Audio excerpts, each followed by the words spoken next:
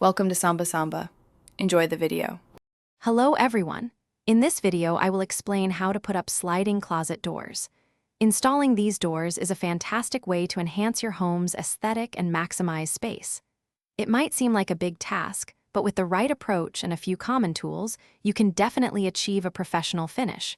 We will walk through each step, from initial measurements to final adjustments, ensuring your new doors operate smoothly and look great.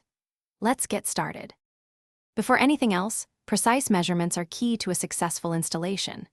Grab your tape measure and carefully record the width and height of your closet opening. It's smart to measure in at least 3 spots for both dimensions, as openings are rarely perfectly square. Always use the smallest height and largest width for ordering. Also, clear out the area, removing any old doors or tracks, and ensure the space is clean and ready for your new installation. Now, let's get those tracks installed.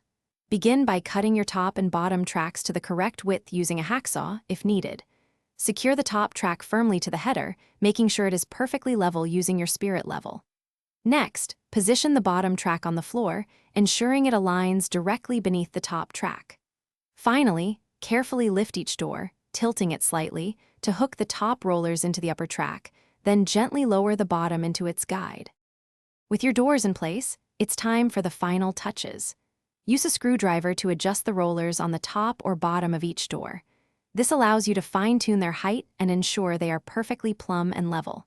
Make sure there's adequate clearance, especially if you have carpet, so the doors glide freely without catching. Once adjusted, slide both doors back and forth several times to confirm they operate smoothly and quietly. Enjoy your beautifully installed sliding closet doors. Thanks for watching. Consider subscribing if we helped you.